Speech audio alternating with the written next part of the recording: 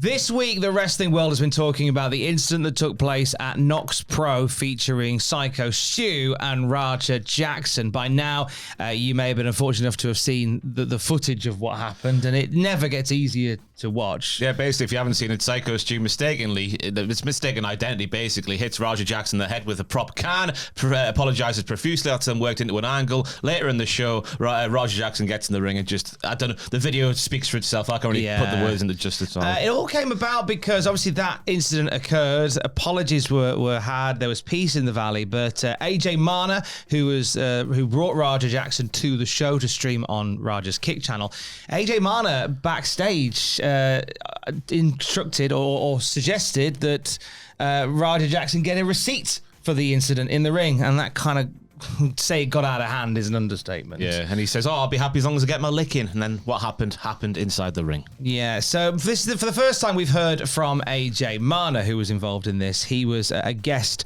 on the podcast F Y'all, and he talked about the whole thing, saying that he had been scapegoated by Knokx Pro. Mm-hmm. He claims that the decision to turn the incident into an angle on the show was done in an attempt to avoid a lawsuit. He said that since Syko Stu had been struck by a beer can, like an alibi was made quickly to say, we thought you were a worker. Sorry about that. Let's make this a thing on the show.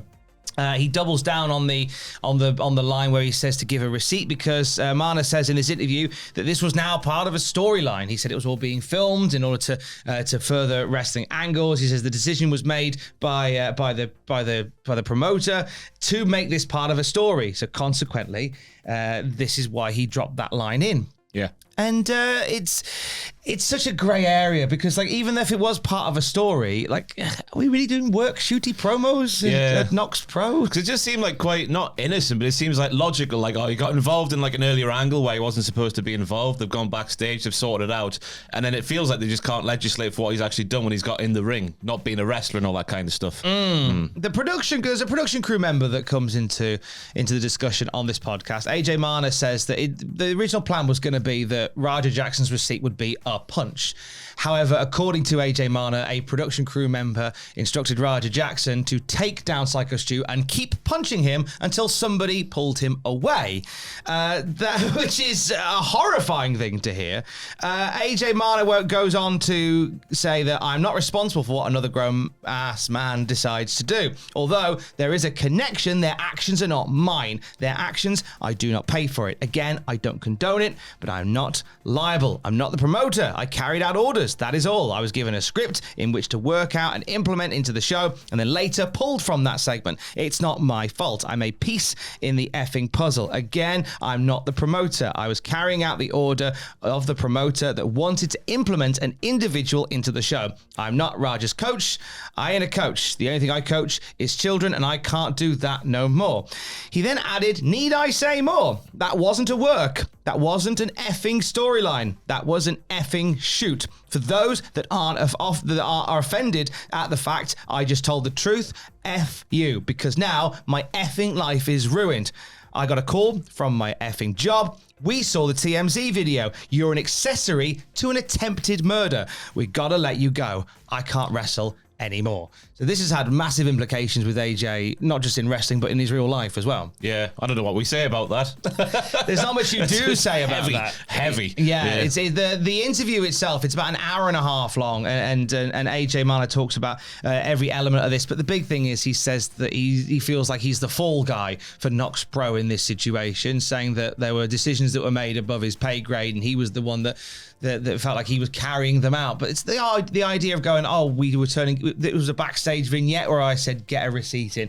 Doesn't fly for me. No, because why are we doing...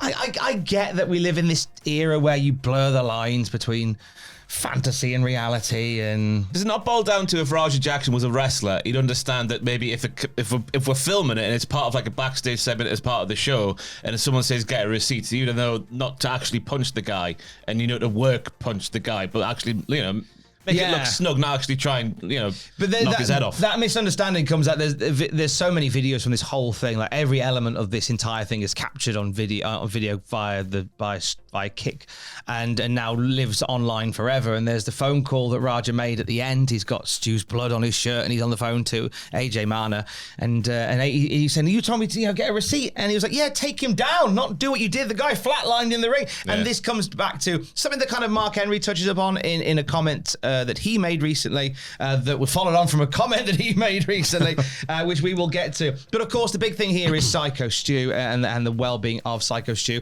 Douglas Mallow, who's the guy that eventually took Raja Jackson off of Syko Stu, like the hero of the piece here, he gave an update when he spoke to TMZ Sport on Syko Stu. Yeah, Mallow says, Stu remembers mostly what happened during the early parts of the day. He's talking a little bit. He's alert. He's still got some injuries that are very serious, not like life-threatening serious, but facial injuries, stuff like that. And he also talked about an altercation with Raja moments later. He says, "I'm pissed at what he did to my friend. I'm pissed at him for punching me in the face. When I went to take him off and told him to calm down, he tried to double leg me. If he would have double legged me, he would have done the same thing to me he did to Stu." And yeah, fair play. Fair play to Douglas Mallow. Love the Mallow. Genuinely, it could have been a very different situation had Douglas Mallow not been there. In amongst all this, there's been a lot of comment and discussion about it online from all over, and a few wrestling Hall of Famers and dignitaries have come out in defense of what Raja Jackson did. One of those was Mark Henry, and his original statement to TMZ caught some eyes. He said, "I don't know the full story, but I do know what I saw. It looked like Jackson wasn't smart to what was going on, and the dude was messing with him," talking about Syko Stu, "and he bit off more than he could chew. And you've got to be careful, one, who you mess with, and two, who are you as a veteran for inciting a riot with a kid? If indeed what I saw was what I saw, which is people before the show, during the daytime, drinking and intoxicated, or partially intoxicated, you bust a bottle over a guy's head and talk trash like that guy was not going to do anything, you're at fault." It was a beer can, not a beer bottle. I think I'm not being pernickety, but the distinction and the impact is very different if it's a prop beer can and a beer bottle. Very different indeed. But this comment caught a lot of rage online from people, to the point where Mark Henry was on Austin's 1300 The Zone, and he delivered a response to the backlash on that show. Yeah, Mark Henry said, "What I said has nothing to do with race. It has everything to do with ignorance about the wrestling business. First off, it's impossible for me to be racist because I would have to have power over someone in a bigoted way. I'm not a bigot, and I don't have power over people. The people that know me know who I am as a man and as a person." Syko Stu didn't deserve what he got, but every action has a reaction, and there's consequences for everything that you put out in the universe.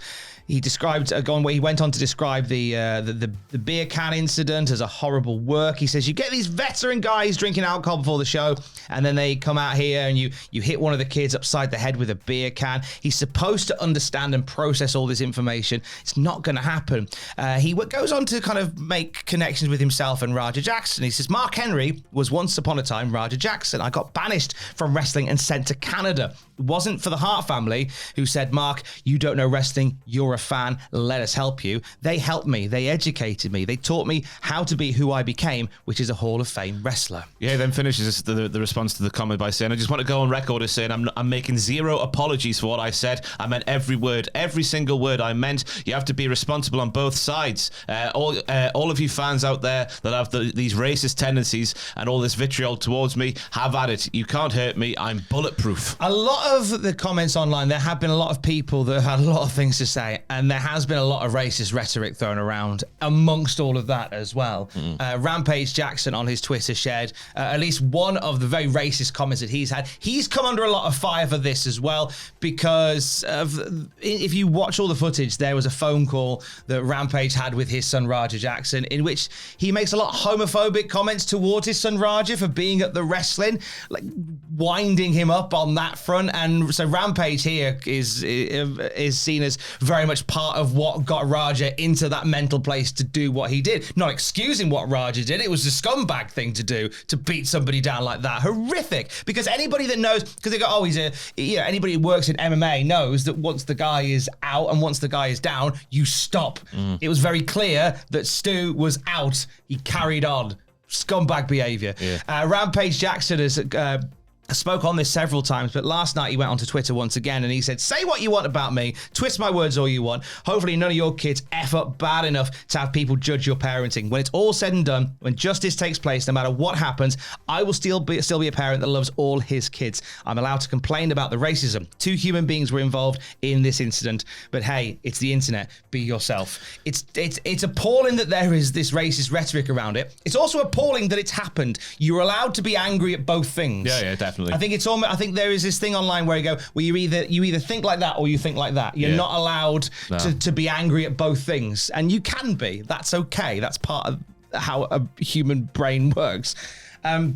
But it's in amongst all of this, though, and this is the big elephant in the room amongst this entire story. We've seen like AJ Mana has been fired from his job and released from Knokx Pro. Knokx Pro have lost their WWE affiliation in this. Syko Stu has got a massive long road to recovery, but thanks to some incredible support from people online, I think something like nearly $200,000 has been raised. Yeah, we'll to help stick the GoFundMe in the comments as well. GoFundMe's down there as well. There's long-term effects and implications for the promotion, people all around it as a result of this. In amongst all of this, at time of recording, Raja Jackson has still not been arrested. There's an LAPD investigation that is taking place, but yet, as far as we're reporting this morning, no arrest has been made to Raja Jackson, which I'm intrigued by. Yeah. It's not my place to say what the police are doing, but I'm intrigued as to why there hasn't been an arrest so far. Yeah. All of this other stuff, all this other fallout has happened, but I think the key thing in all of this is there was an assault and an attempted murder captured on stream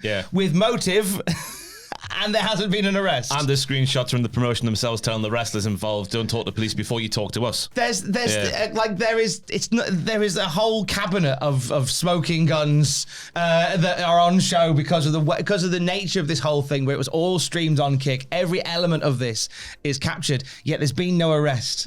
I'm intrigued by that. But obviously this is at time of recording, so anything can happen as the day goes on. But we'll keep tabs on all of it as well, of course. For the very latest wrestling news at any time, you can check out cultaholic.com.